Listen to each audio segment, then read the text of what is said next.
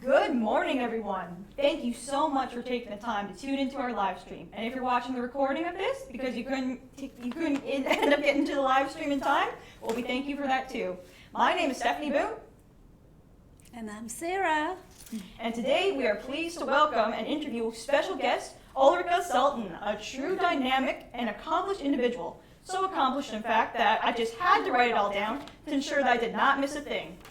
Not to mention that some of the Swedish words are a bit difficult for a simple English speaker like myself, so I need all the help I can get. So, Ulrika Sultan is a doctoral student and lecturer at the Linköping University in Östergötland, Sweden. She completed her master's degree in education at Örebro University, where she continues to assist in creating and developing courses for technology education. Her research involves investigating the relationship between girls aged 9 to 16 and technology education. She also seeks to understand why young girls tend to identify themselves as technologically inept as they age. Sultan's advocacy for girls in technology education and careers is evident through her involvement as an advisory board member on the Women in Technology in Nigeria board, as well as the Women Engineering board. She also collaborates with the industry organization Teknik for Italien to increase the proportion of women in technical professions and education. Sultan is an ambassador for hashtag 1 Million Girls in STEM, which is a 10-year project initiated by the United Nations that aims to increase girls' awareness of STEM. She also collaborates with museums, television, and radio about technology and natural science. Wow, Ulrika certainly knows how to put the expert into our interview and expert show. In any case, thank you so much for taking the time to be here, Ulrika. How are you today? Hi, thank you so much for the invitation to be here. Very well, thank you. I hope you two are good, and thank you so much for that little bio that you did. Thank you. Not a problem at all. We're so happy to have you here. Would you mind if we ask you a few questions about your technical or not article? Oh, please do. Perfect. Let's get started then. So, in the paper, it is mentioned that the curriculum technology it's covered is regarded culturally as either masculine or feminine. So we were just wondering, what do you personally perceive as masculine or feminine technology? That is a really good question. When we were writing the paper, we really wanted to get away from the hard and soft technology discourse. Mostly because we doesn't necessarily always think it's so fruitful to divide technology into something hard or something soft or something masculine or something feminine. And also in the Swedish curriculum for technology, it also says that technology is for both sexes and all genders are welcome into a technology world. So what do I perceive as feminine and masculine? When I heard the question out, I immediately felt that I didn't want to answer because then I had to box in stuff into feminine and masculine. But what we perceive as masculine and feminine are maybe things as steel is something hard and masculine. Working with steel is a masculine trait, while working with textiles is a feminine trait, is a feminine profession. And this doesn't come from it being soft or hard or feminine or masculine, but that is like the tradition of it, the materials and the professions that are connected to the materials. So what is regarded as masculine and feminine isn't that easy to like say or divide.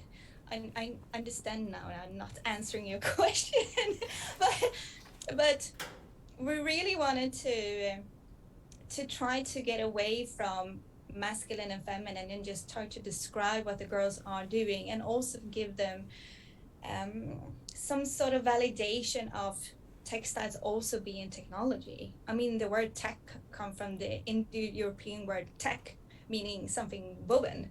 So it has its traditions in actually textiles or making houses or weaving. Wow. So I did not know that. we're learning. We really wanted to get away from the whole masculine and feminine kind of way of speaking about technology. You just wanted to embrace it as a world that all genders I welcome into.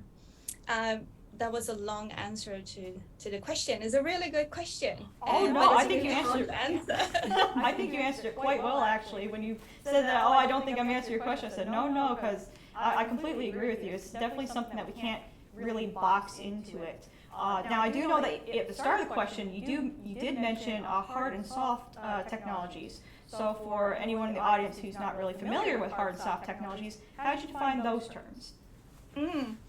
Well, hard technology, if you've ever been familiar with the term of nuts and bolts, that kind of gives an indication of what that kind of technology is. Not saying that is how hard technology is described, because I'm thinking about hard technology as people using, building, making, creating, designing machinery, and that machinery becomes sort of automatic, and that is the hard technology, whilst the soft technology needs humans to be operated. That is my definitions of what it is.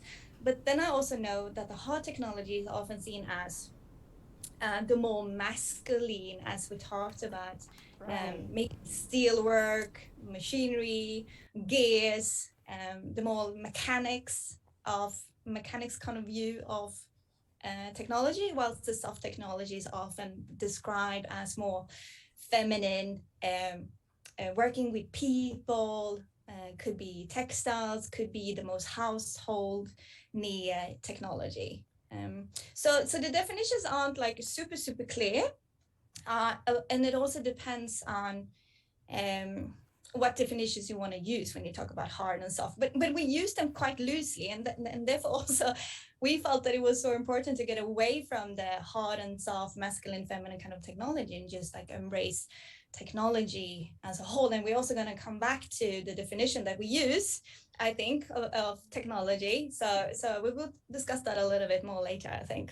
Yes, well, thank you so much for answering my question. I think I'll hand it over to Sarah for the next question, if you're all right with that. Yes. So, for the purpose of the study of the definition of technology by Ide was used, so the definition involves three dimensions of technology. Technology must have a concrete component, enter some sort of praxis, and have a relationship with humans. Why was that definition chosen to represent being technical? That is such a good question, Sarah, because when we talk about technology, since it's so hard to define and everyone has their own definition, and when we ask pupils, adults, students, researchers about what is technology, it's really hard to define. So what we wanted to do was to find a definition that actually put humans in center, and we thought that this definition really did that. Right. Since humans are creators of technology. I usually say that to my students. I'm also a teacher. I tell them that technology doesn't just appear by itself in the forest. So there's always humans involved in some way. And we thought that this definition really put humans in the center. And that helped us also to invite the girls' activities into definition of technology. So therefore we chosen to talk about technology this way. And also we thought it fitted well into being technical, someone knowledgeable and have skills, not necessarily making technology or developing technology, but using technology in the broader sense. All right, thank you so much. Stephanie will continue with the next question. Perfect, thank you, Sarah. Well, my next question, I'm really particularly interested in this one because in the article, you mentioned how you were over in Sweden especially, they try to keep a gender kind of neutral classroom when it comes to technology education. But yet we still had some of the girls conforming to some of the, kind of the old kind of stereotypes like, oh, technology is more of like a manly kind of thing and not really embracing it too much, as much as we would like them to, or having a bit of a lack of confidence in that. So would you ever consider investigating the preconceived notions about technology and gender of the families of the girls, and how the societal culture surrounding technology influences the children's attitudes towards technology? Absolutely, yes. That would be such a perfect add to the paper, but also as a follow-up? Absolutely, yes. Because the pupils are seeing so many hours in our classrooms, but they are rest of the hours outside in the world. And they get influenced all the time by newspapers, magazines, TV, radio, live streams on YouTube. Yeah. And also, of course, the families. And I also read some really interesting work from around the globe about the influence that parents have on their children, how they perceive the world, but also their abilities and place in the world. And I think that's very interesting because we can also see that in some countries there is like some sort of, we can call it an opposite gender gap. Um, let's talk about Mongolia. In Mongolia, one of 10 women that works are an engineer. Oh, So wow. in Mongolia, they instead talk about how can we make men choose engineering? How can we make men go into engineering? And that, of course, is of, well, certainly of a political system. Political systems always, influence education, but also parents. The parents' view of course, this girl is going to be an engineer. Of course, this boy is going to be a nurse, let's say, to make a generalization. I don't know about the Mongolian state of nurses and men, but just an example. And it would be so interesting to get some insights to how the parents of these Swedish girls talk about being technical, being in a technological world, maybe go into STEM fields as educational profession. And also, well, maybe you shouldn't say it, but also as a teacher, when I was teaching school in primary school, I kind of listened to the mothers too when they were talking to the children. And the mothers, much more often than the dads, were saying things like, no, I don't want to press that thing, or no, I don't want to, no, that's not, no, I don't know how that works. I don't know. I don't know.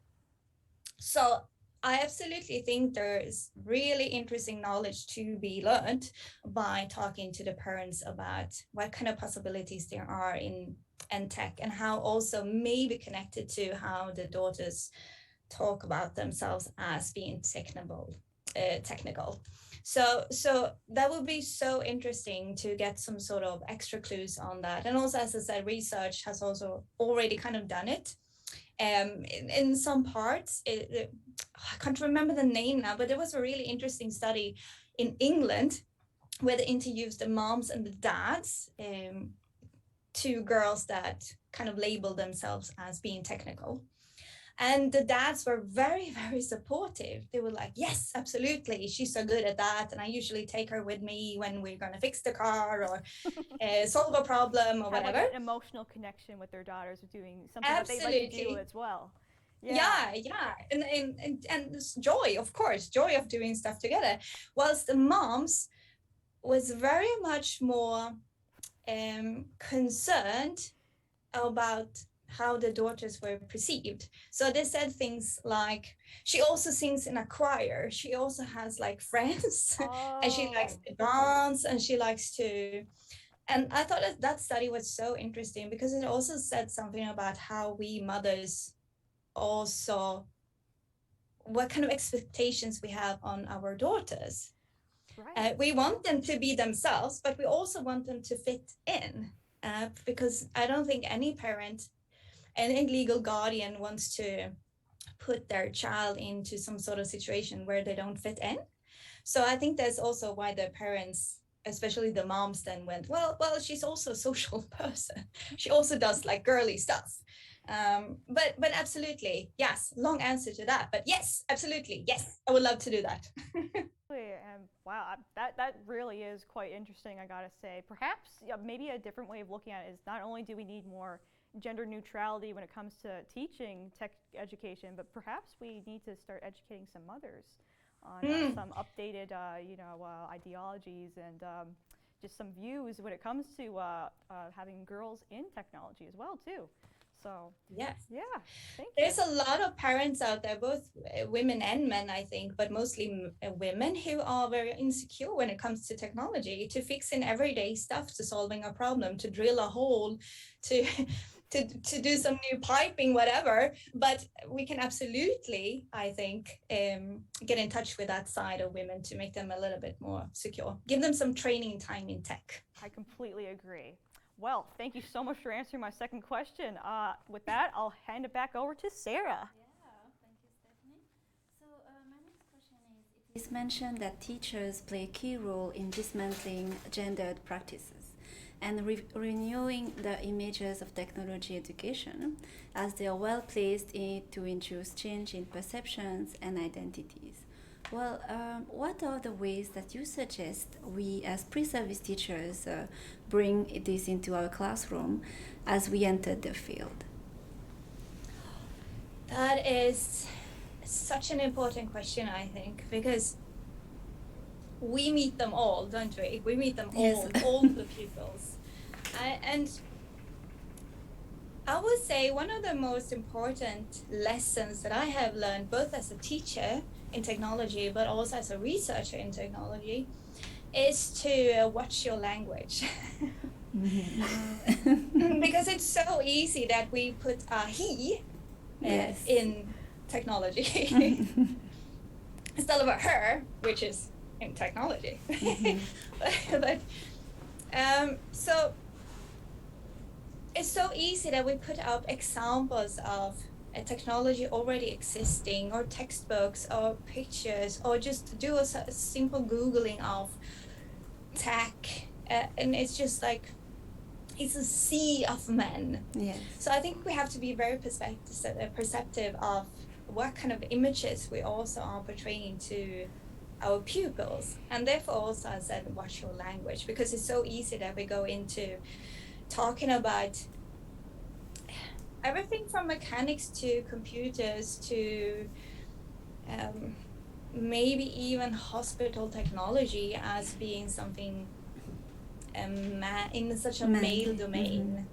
Yeah. And I think you have to choose your words wisely, and also see what kind of like gender traditions there are in your community, because it's not the same thing, not in a country, not in a city, not on the countryside. It all has their own traditions. So as a teacher, you also have to be very perceptive of what kind of gender traditions there are, and try to challenge them. Yes, totally. Also, and also maybe, I mean, if we just back 100 years, 200 years, 300 years, it wasn't as gendered as it is today, professions or how we use technology.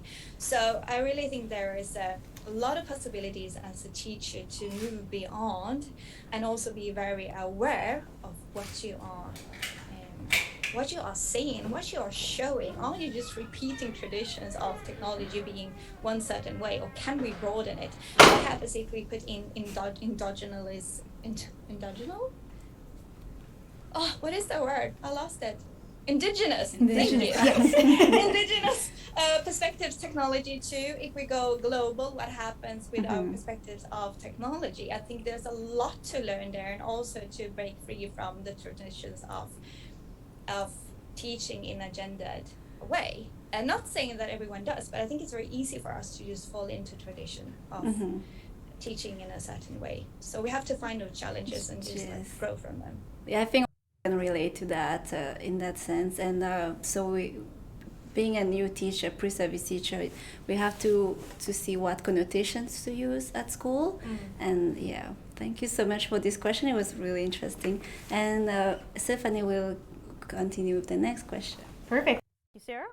Well, from the article in Activity 1, you reflected upon how girls in mixed-gendered groups seemed a bit more confirmative, or a lot more agreeable, and less likely to kind of speak up.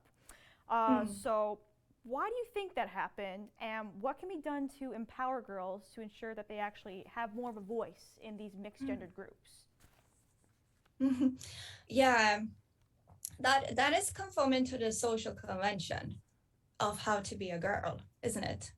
we are taught from a young age to sit still, be quiet, and just like be cute also. That is also in that, like. Well, that's an easy one for me. so so and also at the same time as we telling girl that it's good, not telling them, but we are kind of forming them into the whole sitting still, being quiet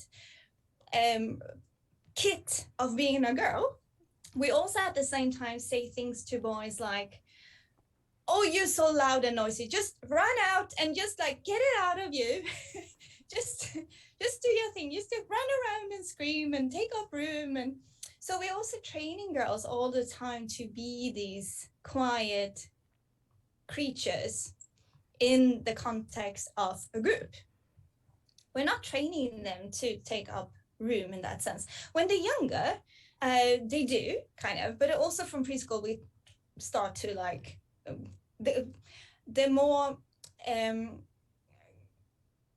activities that are like in like girls do are often more of sitting still and doing stuff, Right. painting, drawing, playing with dolls, blah blah blah. If we do it the traditional one, and the more boys' activities are more building trains and running around, climbing. So they're all also more active as they are younger. But in a certain time in their lives, also girls are taking up that space. They can take up that space, even though we tell them to like be quiet, sit still.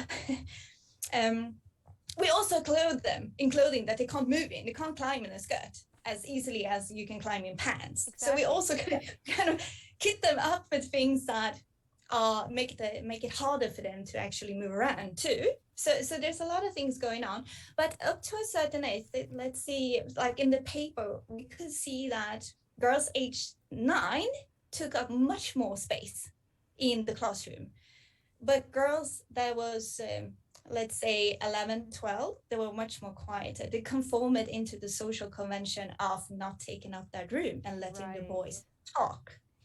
So there's oh God, where to begin in this? But it's a long, there are many years of being trained in the girl kit as being someone that doesn't take up room and space and being quiet and sitting still, than having the possibility to actually move around, make your voice heard.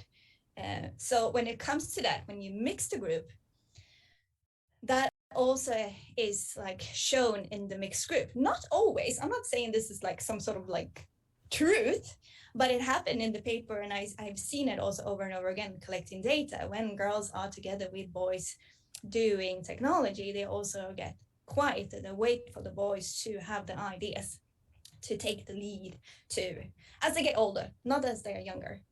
As they're younger, they still think that they can do stuff. Right, and you certainly do see that change when they're growing up, don't you? You know, very energetic young girls, but then as they start to age, especially around those like young teenage years, or you know, even before then, they start to really quiet down, don't they? Yeah, I was even considering about the clothing aspect too. That does make a lot of sense with the restrictive clothes. Yeah, we can talk about this for so long. Yes. Well, but it all comes down to the kind of girl kit. Yes. That we are given, like this is how you are a girl, and we are trained in that all the time. We always like, and we compare ourselves to other girls and other women. And when I think it's very interesting, just look at a magazine that is directed to a young girl. What kind of woman or girl are you supposed to be in that? Not a girl that actually fixes her own bike or builds a boat. Right. You are a girl that's gonna look pretty and just look pretty. That is what you are supposed to do. Whilst in magazines or programs that is connected or for boys, much more be active, build a tree house or whatever. So it's yeah, it's the kit. It's the kit. Yes. Why, thank you so much. And with that, I'll pass it over to Sarah. So my next question is, in activity 3, the girls were focused on aesthetics rather than functionality or stability. So while aesthetic is a part of thinking technological, it does not cover all the bases. What can be done to help girls consider all aspects of the design process? I think of it as maybe that comes from the lack of training time. Yeah. What kind of materials are they used to? What kind of materials have they been playing with as younger children, or what kind of materials are they familiar with? And you always start with that, don't you? Even we adults, if we're going to choose from something, and this is a smorgasbord of materials to choose from. Let's say you come in and you're going to solve a problem. You're always going to look for, I said always, but you're going to look for the materials that you are used to and the tools that you're used to. And in this case, I think the girls did the same thing. So you're going to use the tools and the materials that they're used to, the glue gun, textiles, it's something they're very familiar with.